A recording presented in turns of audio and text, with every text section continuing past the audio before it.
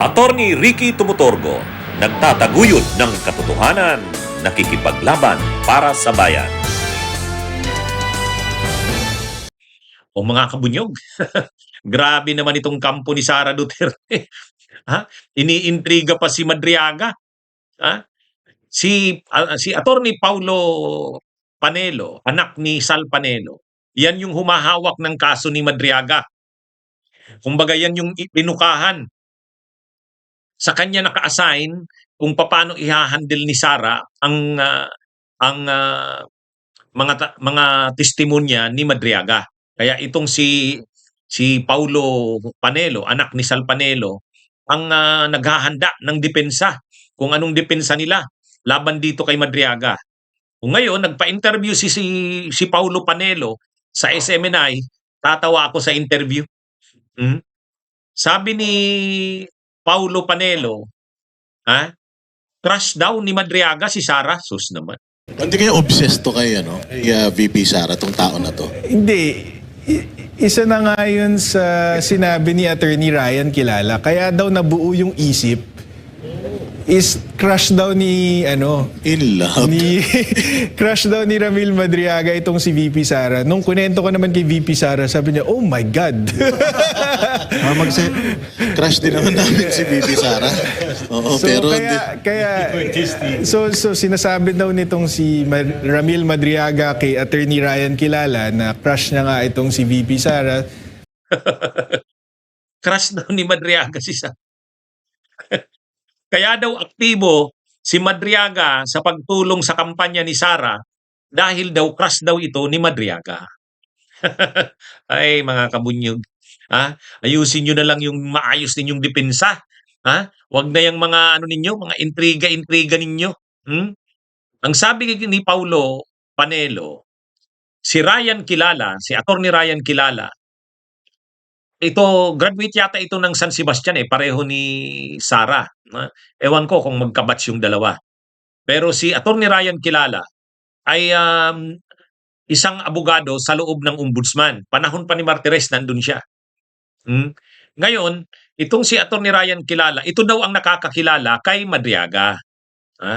Kaya ito daw yung nag-refer kay Madriaga sa kampo ni Sara. Ngayon, nagsabi daw si Madriaga kay Ryan Kilala na crush daw ni Madriaga si Sara. Ay, mga kabunyog, mga kababayan. Ano ba itong mga tao ni Sara Duterte? Ano kasi sila ngayon? Gumagawa talaga sila ng lahat ng hakbang paano sisiraan ang kredibilidad ni Madriaga. Kasi talagang mula nang ginawa ni Madriaga yung kanyang sinumpaang salaysay, wala siyang binabago doon. Talagang pinapanindigan niya.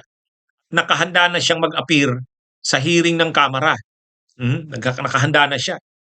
O dahil alam nila na talagang hindi babali ang testimonya o salaysay ni Madriaga, ang talagang ginagawa na lang nila, sirain nila to. Sirain nila ang kredibilidad nito. Yan yung ginagawa nila ngayon. Kaya ang pinapalawas nila, si Madriaga daw, hindi naman daw yan kilala ni Sara Duterte, hindi nga daw yan kilala ni Sara. Kahit na itong sabi ni Sara, hindi niya daw tauhan, hindi niya daw naging aide, hindi niya daw naging staff, hindi niya daw ito talaga kilala. At ngayon naman, itong abogado si Panelo, nagre-research, naghahanda. Binabasa ko at pinapanood ko yung mga post niya, pinapanood ko yung mga interview sa kanya. Wala mahina yung mga mahina yung depensa nila dito. Una, hindi naman nila dinideny na totoo talaga na si Madriaga ay naging parte ng kampanya ni Sara. Malaki ang naging papel nito. Ang sinasabi lang nila, si Ryan Kilala, si Attorney Ryan Kilala ang mas malapit kay Sara. Kumbaga, ang nagdala kay Madriaga sa kampo ni Sara, si Ryan Kilala, si Attorney Ryan Kilala. Pero hindi nila dinideny yung mga pictures na pinapakita ni Madriaga at saka yung mga video tulad nung naka-Zoom meeting sila. Si Sara, si Madriaga, nandun pa nga si Roque, nandun pa nga si Jingo Estrada. Hindi nila dinideny yun.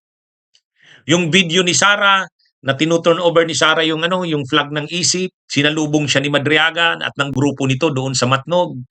Hindi rin dinideny nila yun. Yung pag-attend ni Madriaga sa inauguration ni Sara, may picture pa si Madriaga. Hindi rin nila dinideny yun. Ang sinasabi lang nila, kaya daw umattend doon si Madriaga dahil hindi naka-attend si Ryan Kilala. Oh, ano pa man ang paliwanag nila, ang importante, totoo yung lahat ng pictures, totoo yung lahat ng videos na pinapakita ni Madriaga. Yan yung yan yung diyan. Hindi nila madidinay yung mga yon. Totoo. Oh. Kaya ito, mahina yung depensa nitong kampo ni Sara pagdating kay Madriaga. Hindi masisira yung kredibilidad ni Madriaga. Lalo pa kung ganyan din lang naman ang sinasabi nito ni Attorney Panelo. Pati yung crush daw ni Madriaga si Sara, sus, wala. Irrelevant yan. Hindi yan importante dyan sa issue na yan. Oh.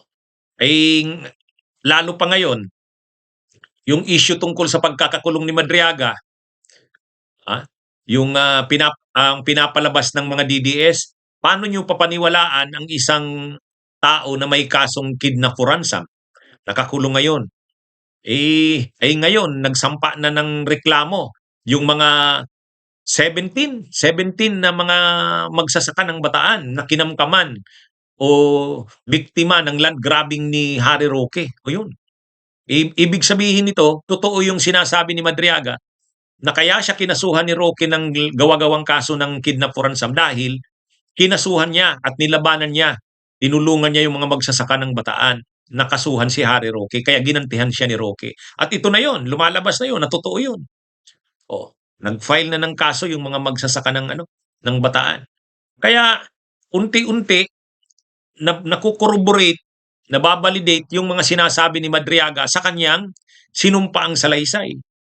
Kahit nga yung pagiging aktibo niya doon sa kampanya ni Sara, yung mga pictures, Zoom meeting, video, hindi naman dinideny nung ni Attorney Ryan Kilala. Ang sinasabi lang nila, daw yun, ang nasa likod daw ng lahat ng yun ay si Ryan Kilala.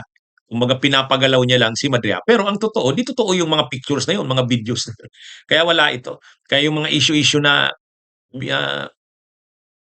may mga ganito pang pinapalabas si Attorney Panelo na crush lang daw ni Madriaga si Sara. Wala yun. Irrelevant yun.